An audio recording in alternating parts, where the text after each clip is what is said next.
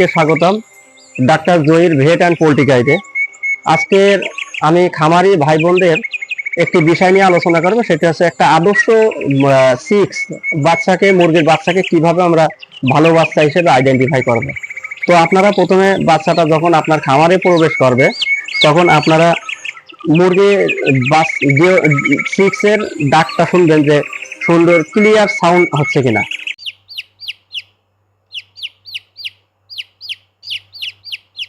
তারপর দ্বিতীয় অপশন হিসেবে দেখবেন তার আই, চোখ ব্রাইট কিনা।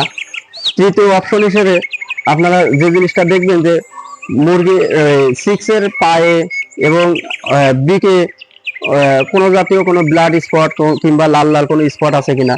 পাশাপাশি এটাকে আমরা একটা বার্ডের এটা ডাউন ফেদার বলে, ডাউন ফেদার ভেজা আছে কিনা অথবা সিল করা আছে কিনা, এই জিনিসটা গুলো আপনাকে দেখতে হবে।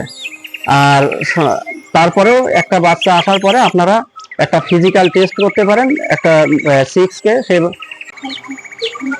যদি দেখেন যে 3 সেকেন্ডের ভিতরে বাচ্চাটি উঠে দাঁড়াইছে তাহলে বুঝবেন যে বাচ্চার কোয়ালিটি ভালো আছে। সবাইকে থ্যাংক ইউ।